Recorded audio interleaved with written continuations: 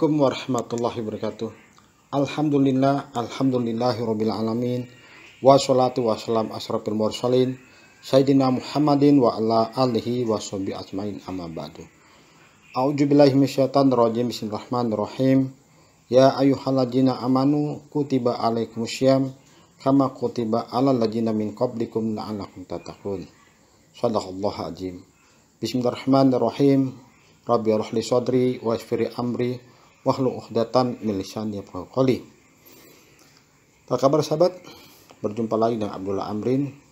Mari kita panjang puji syukur pada Allah SWT telah memberikan kita nikmat iman, nikmat Islam, nikmat kesehatan, nikmat kekuatan, hingga pada hari keempat ini di bulan suci Ramadan kita masih bisa melaksanakan ibadah shaum dan ibadah lainnya. Salam dan salawat kita sampaikan pada baginda Nabi besar Muhammad Shallallahu Alaihi Wasallam sebagai teladan kita, contoh kita dalam kegiatan muamalah sehari-hari, terutama khususnya di bidang ekonomi syariah. Sahabat, kali ini kita akan bahas masalah prinsip keadilan.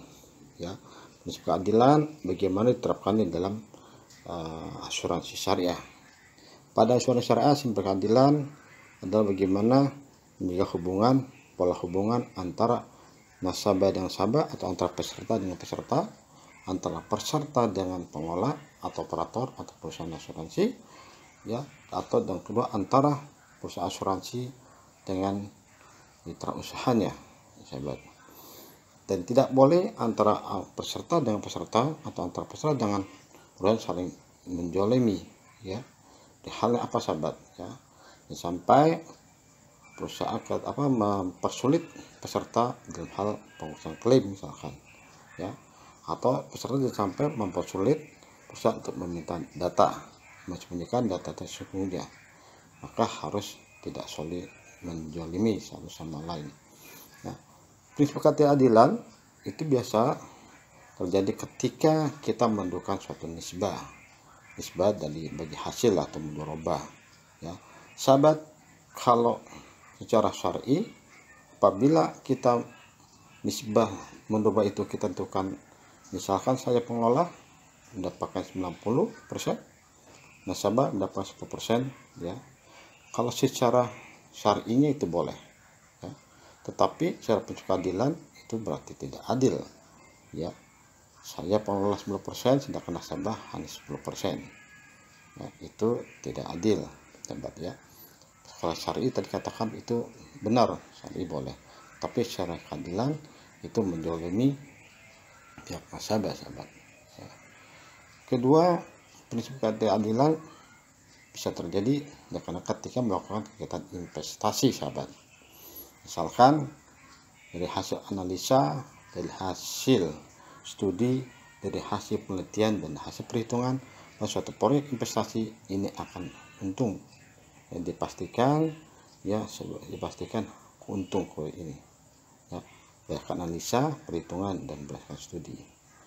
Nah, karena diperkirakan proyek ini akan untung, maka pihak perusahaan manajemen menggunakan dana milik mereka, ya, dana modal mereka atau dana milik perusahaan diinvestasikan dalam kegiatan tersebut karena dipastikan itu akan untung, dan keuntungan nanti 100% jadi milik perusahaan, ya, karena yang mengelola perusahaan uang perusahaan dan itu modal perusahaan, milik perusahaan.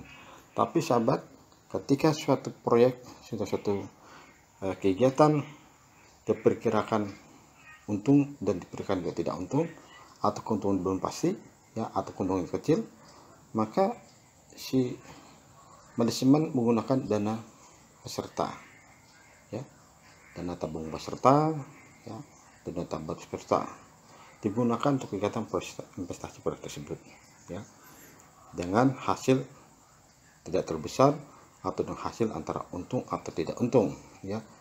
Tekan untungnya tidak terlalu besar atau adalah untungnya, maka digunakanlah uang dari nasabah peserta, karena keuntungan tersebut akan dibagikan kepada peserta dan perusahaan. Nah, itu terjadi tidak adil nih, sahabat, ya, sahabat. Itu bisa terjadi ketidakadilan seperti itu ketika analisanya oke, pasti untung besar menggunakan uang perusahaan, dana modal. Tapi ketika proyek keuntungannya tidak terlalu besar atau perkirakan tidak untung atau tidak untung, maka digunakan uang nasabah. Maka situ terjadi ketidakadilan, sahabat. Ya. Kedua, seperti di asuransi jiwa. Ketidakadilan terjadi ketika kita dengar adanya istilah dana hangus. Apa dana hangus? Itu dana yang tidak bisa dikembalikan perusahaan kepada si nasabah.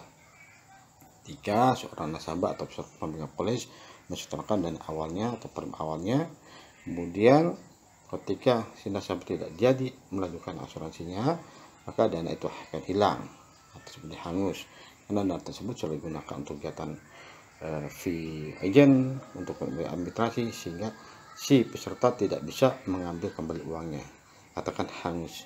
Nah, terjadilah ketidakadilan di situ. Maka di prinsip asuransi syariah tidak boleh melakukan itu, ya, tidak boleh melakukan hal seperti itu. Bagaimana firman Allah dalam surat Al-Maidah ayat 8, nah, artinya sebagai sahabat, yaitu Allah SWT firman dalam surat Al-Maidah ayat 8, hai orang beriman, hendaklah kamu menjadi orang-orang yang selalu menegakkan kebenaran karena Allah, menjadi saksi dengan adil, dan janganlah sekali kebencian kamu terhadap suatu kaum mendorong kamu untuk berlaku tidak adil.